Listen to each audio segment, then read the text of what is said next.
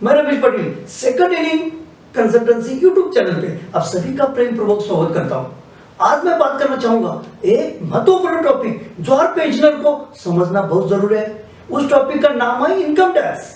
इसमें सबसे पहले हम देखेंगे कि इनकम टैक्स डिपार्टमेंट हमारी इनकम कैसे कैलकुलेट करता है और एक रिटायर्ड सैनिक को क्या इनकम टैक्स रिटर्न फाइल करना पड़ता है या नहीं जरूरत है। उसके बाद देखेंगे कि कौन से रिटायर्ड सैनिक को इनकम टैक्स एग्जम्प्टेड है यानी माफ है, और 15G और 15H का मतलब यानी किसके लिए है, और अगर हमें कोई एरर मिल जाता है तो क्या बैंक उसके ऊपर डायरेक्ट हमारा इनकम टैक्स कट करता है और वो टीडीएस गवर्नमेंट के खाते में भरता है, तो उसको वापस लाने के लिए हमें क्या कार्रवाई करनी है। जो एक सैनिक रिटायर्ड हो जाता है तो क्या उनको इनकम टैक्स रिटर्न फाइल क्यों करना पड़ता है, इसके बारे में महत्वपूर्ण जानकारी करूंगा।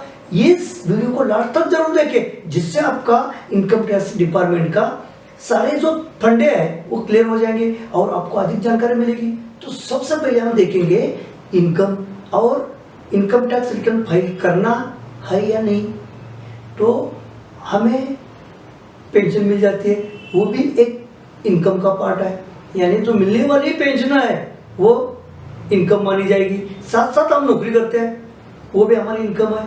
अगर हमारा बैंक में एफडी रखा हुआ है और कोई आरडी निकाली हुई है या सेविंग अकाउंट के ऊपर जो पैसा हुआ है उसका मिला के सबका इंटरेस्ट वो भी इनकम माना जाएगा।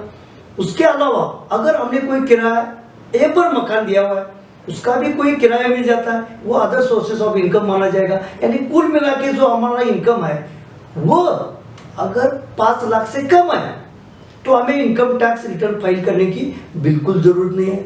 अगर हमारा इनकम ये सारा मिला के 5 लाख से ऊपर है तो हमें इनकम टैक्स रिटर्न फाइल करना बहुत जरूरी है।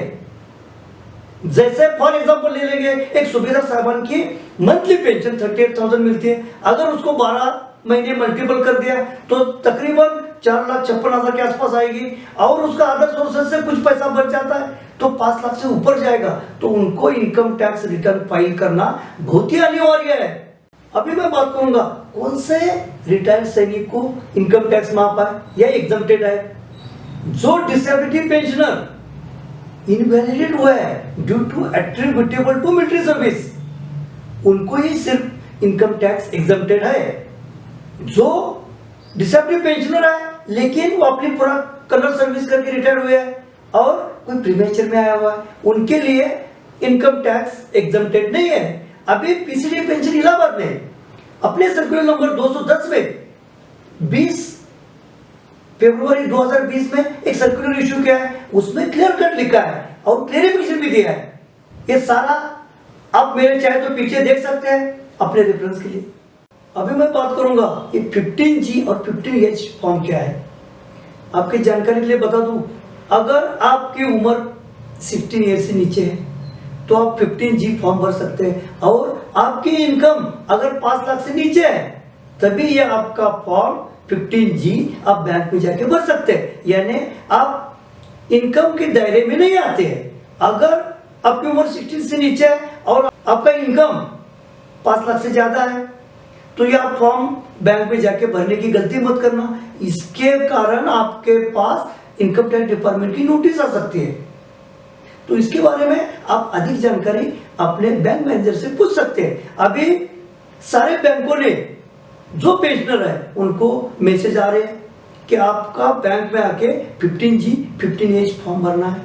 तो 15H फॉर्म जो सीनियर सिटीजन है यानी जिनकी उम्र 60 से अबव है या 80 से ऊपर है, सुपर सीनियर सिटीजन है और उनकी इनकम अगर 5 लाख से कम है तो आप फॉर्म भर सकते हैं। अगर 5 लाख से ज्यादा है तो ये फॉर्म भरने की गलती मत करना, क्योंकि फॉर एग्जांपल हम देखेंगे एक कैप्टन साहब की हमारी मंथली पेमेंट पेंशन 52,000 बन जाती है और अगर इसको हमने 12 महीने से मल्टीपल कर दिया तो 6 लाख से ऊपर हो जाते हैं। अदर सोर्सेज का इनकम हम पकड़ेंगे तो ये टैक्स के अंदर आ जाते हैं। फिर भी ये बैंक पे जाके 15H फॉर्म भर देते हैं तो ये गलत है।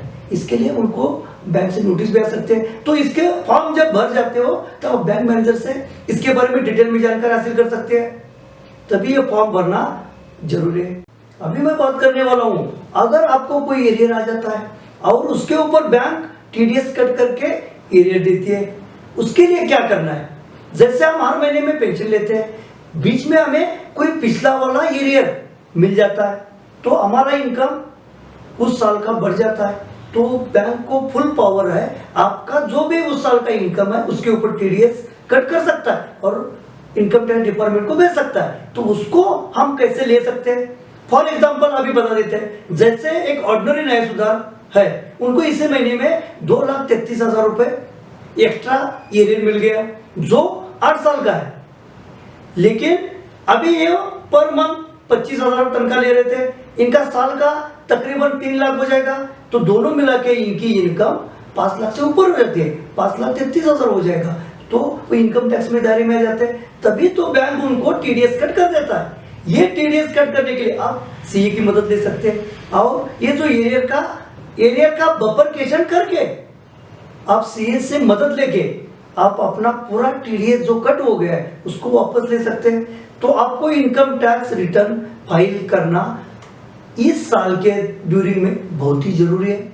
अभी मैं बात करूंगा जो सैनिक रिटायर्ड हो जाता है तो इनको इनकम टैक्स रिटर्न फाइल करना क्यों जरूरी है। जैसे एक सैनिक रिटायर हो जाता है तो आते वक्त वो कम्यूटेशन अमाउंट लेके आता है, ग्रेच्युटी आता है, एपी फंड का पैसा मिल जाता है, उनका इनकैशमेंट का पैसा मिल जाता है। ये पैसा बहुत ही होता है, ज्यादा होता है, जैसे 40 लाख तक होता है, लेकिन ये इनकम टैक्स रिटर्न फाइल करने से ये सारा पैसा उस हेड में दिखा सकते हैं और इसके ऊपर इनकम टैक्स रिटर्न फाइल करना मतलब पैसा भरना नहीं है, वो सिर्फ उनको दिखाना है। जब इस पैसे की हम कभी ट्रांजैक्शन कर देते हैं तब इनकम टैक्स एक नोटिस भेजता है कि ये पैसा आपका कहां से आया, तब आप रिटर्न में दिखा देने से इसमें नोटिस आने का कोई चांसेस नहीं है। तो इसलिए वन टाइम शो करने में सीए की मदद ले सकते हैं। उसके लिए सिर्फ 300 से 500 लेकर पैसा लेके सीए अपना का रिटर्न भर जाएगा, कोई एक्स्ट्रा पैसा भरने की जरूरत नहीं, लेकिन दिखाना बहुत जरूरी है जिससे